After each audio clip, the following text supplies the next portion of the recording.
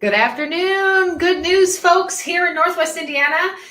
This is another incredible episode of Great News Weekly with greatnews.life and your host, me. I'm Jenny Craig Brown, and I am here to bring you all of the good news here in the region. We've got some awesome stuff for you today. If you are new to tuning in to greatnews.life, here's how it works. We are exclusively positive news, so we're bringing you all the good stuff. We are here every Wednesday live on nwi.life, valpo.life, and a couple other live sites and YouTubes. We also, if you can't catch us live, I know it's in the middle of the day, if you can't catch your lunch and you want to still hear the good news, you can tune in later on Northwest Indiana Life for all of our social pages, and you can also listen on Spotify. So if you're a podcast fan, you can listen to us later on Spotify, Apple Podcasts, Google Podcasts, Pandora, anywhere you get your podcasts, and now your good news. So that's what we're here for. Let's get into it, y'all. I've got some good stuff here. We're going to keep it short. We're going to keep it sweet, but we're going to make it awesome. So I was recently blessed to meet some local animal friends with Lifer Cami. Check out our local primate hotspot.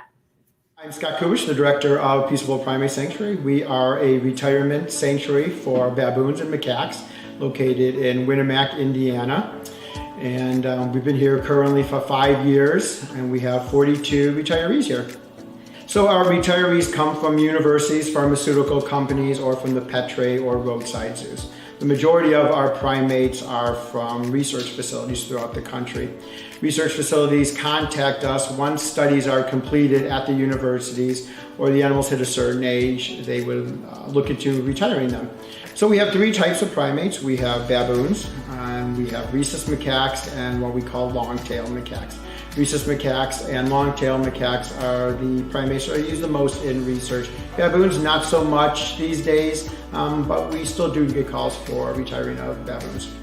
So this year we're doing an online fundraiser in November. We usually do an event in October, but due to the current situation, we have canceled that. So we're going to do an online event that's going to run from November 30th to December 6th. And it's going to have a lot of our merchandise. It's going to have everything from one-of-a-kind primate paintings that our primates paint to different merchandise, t-shirts, sweatshirts, a lot of photographs, and a lot of different items. We'll have that auction. People will be able to bid on it. It'll be open for, I believe, 5 days. People will be able to go online through Auction Frogs and bid that way. And also, volunteering is a great way to get involved with the daily running of the sanctuary. You can come and help with food prep, making the diets for our retirees, making enrichments or toys for the primates as well, and just kind of having a nice environment to watch some primates and get involved in what we do here at the sanctuary. So we're always looking for contributions for the daily running of the sanctuary. So you can donate through our webpage. You can also donate through Facebook. We have a donate button on our Facebook page as well, so you can donate through there. Lots of different ways of donating. You can do everything from a sponsorship to joining our monkey club, which is a $36 a year donation that is split up monthly. So you pay $3 a month, so it's a little easier on everybody.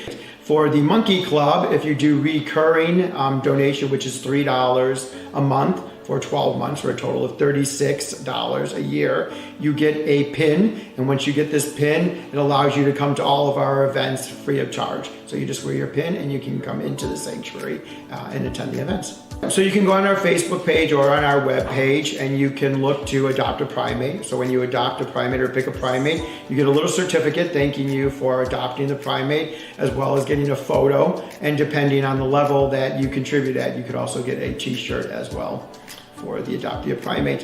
One of the other ways is bringing items for our, what we call a primate pantry. So cereal or pasta. If you come for a tour, you can bring those items, and that goes towards the care of our animals as well. So some of the events that we have for upcoming 2021, it'll start in April, which will be our Easter egg hunt. That is something that we do for the community. It allows the kids to come to the sanctuary, do a little Easter egg hunt, get some candy, and then the baboons and the macaques have an Easter egg hunt as well. So they get hard-boiled eggs where they can come and see the primates or the retirees enjoying Easter as well.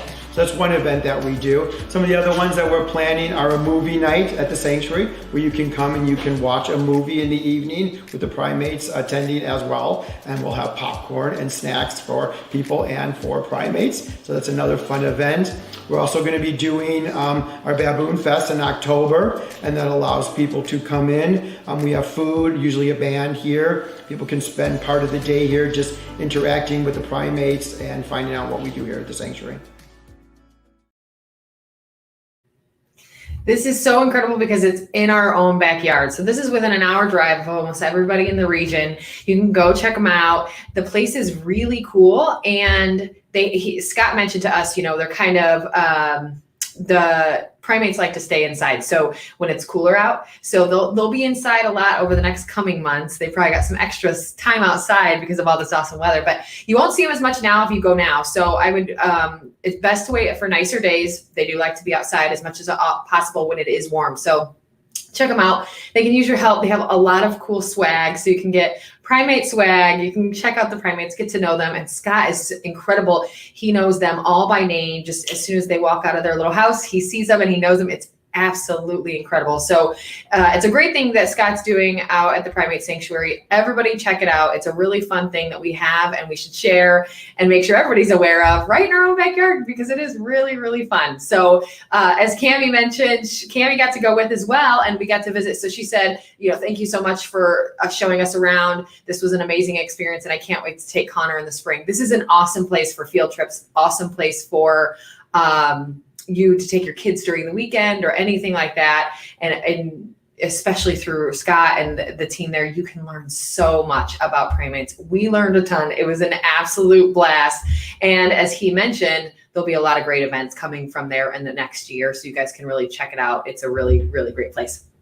So next up, we've got greatnews.life team member Kayti, who had a chance recently to learn all about some really fun Munster entertainment. Kayti? Hi guys, this is Kayti from greatnews.life. I'm not Jenny, so bear with me.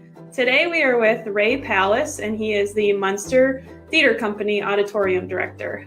Ray, how are you doing today? I'm doing okay. Awesome. Well, you got a play coming up, so can you tell us a little bit about the concept this year, why you chose the one-act plays, and how you came up with the concept? Yeah, so here at Munster, we have essentially a 7-year theater program. Students get a chance to start working in extracurricular theater in 6th grade and all the way through high school. And every fall, both our middle school and our high school compete in the Indiana Thespians regional play competition. That has been suspended this year because of COVID. And so Peggy Metanek, who directs our middle school program, and we were talking about, how do we still try to provide opportunities for our students this fall? And even back in the summer, we were trying to think about what would be the easiest for us if things didn't go so well in terms of COVID cases spiking and we couldn't do a live in-person production. And it really made a lot of sense for us to do some one acts, because we knew that if we had to go the route of streaming the event, that we would be able to avoid audience members having stream fatigue, because there's some natural built-in breaks in between each piece. And it still gave students the opportunity to perform and participate in a variety of shows. Our 4 shows really kind of tackle a number of different themes, and they range from the comedic to the very serious. So that's kind of what the concept for us was behind doing the one acts. And then we pretty quickly, by the time early September came around, we realized that it was going to be in our best interest to do this as a streaming event. Awesome. And which play do you think that they like more, the comedic or the serious one? You know what? I think it's really hard to tell because we have some students who really, they'll take whatever. Like they really want just to be up on stage performing. We got cut off last spring with quarantining. So I think each of the casts really has grown to love the show that they're in, and really understand kind of how that particular show really tells a great story. In fact, my two shows, one of them deals with prejudice, which is very timely in our community. The other one deals with several female literary characters, and really is kind of a feminist piece, because these women get a chance to really take charge and take ownership of who they are and their destinies that they didn't get in the stories that were written by the men who wrote them into the stories. So they've really kind of enjoyed being able to like take charge and really kind of have fun with those kinds of characters. So I think they all enjoy the shows that they're in, because we are providing them with that variety of show. Yeah, that's really awesome. And for all our viewers, can you give us a rundown of how we can tune in, or any way that we can get involved? Yes. So our streaming event is going to be on November 13th and 14th at 7 p.m. The only way to be able to watch is to purchase a stream pass. And if the audience goes to nwi.life, they can purchase a stream pass. If you're planning on watching by yourself, it's $8. If you're planning on watching with other people in your household, there is a $15 family stream pass. It starts right at 7, and the event keeps going on. And one of the cool things about what we're able to do is, before the show and even at intermission, we're able to stream some interesting things that we really didn't get to a chance to do with our live shows, such as some video footage of our process, as well as some production photos, so people can kind of see what we have been up to throughout the last several months with getting the show ready. Yeah, wow, that's great. Thank you for all that information. No problem. We really appreciate it. Jenny, back to you. Yay! Thanks to Kayti for doing that awesome piece, and thanks to Munster Schools for teaching us all about all of your upcoming entertainment and the world of acting and all that's good to come. That was Kayty's first segment, so we hope to see her much, much more. Thank you so much, Kayti, for joining us. That was really awesome. So I've got another one for y'all. Like I said, I'm going to keep it short and simple. So as we honor veterans on this lovely Veterans Day, enjoy this lovely coverage from Hammond Veterans Day Parade this past Saturday from Lifer Curtis. And in this interview is Mayor McDermott. So it's awesome to see him as well. Check it out. This is the best weather we've ever had by far. I have a long sleeve shirt on and I don't need it. I should be in short sleeves, but it's gorgeous out. A lot of veterans are showing up. I know there's gonna be a lot of Hammond residents on the parade route. After we get done, usually about an hour after it starts, we're gonna be at Hessville Park where we have a nice ceremony. Everybody will be there. So please come out and show support for your veterans. You can't use weather as an excuse. It's gorgeous out. And I brought TJ along with me. He's properly registered, yellow lab, he's a good boy. But anyway, it's good to see everybody. Hopefully Northwest Indiana's on the parade route in Hammond.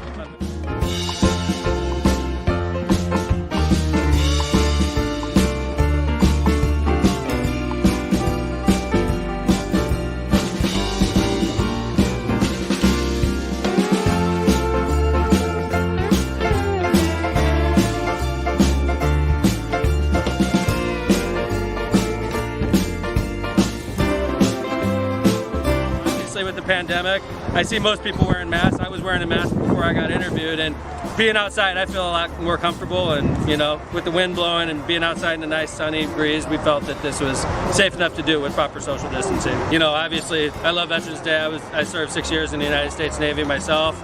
It's great to put on an event that focuses on our vets. You know, we have a lot of World War II vets out, we have a lot of Korea vets out here, we have a lot of Vietnam vets, of course, obviously veterans of the Persian Gulf War and, you know, Afghanistan, but, you know, anybody who served our country and put their life on the line and gave years to the service of the United States of America deserves a day. So make sure to honor your veterans on November 11th.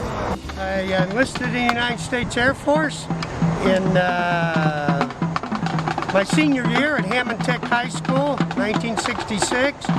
And deployed about 2 weeks after I graduated. I enlisted to a 4-year term of duty, and after boot camp and training and tech school and so forth, I ended my tour of duty in South America. And I appreciate Mayor McDermott and his vision for our veterans, and having this Appreciation Day parade and having it around Veterans Day, And that's what we're here to honor today, is all our veterans and their families, because we must remember that their families are suffering a lot of hardship who are behind at home while they're serving throughout the world.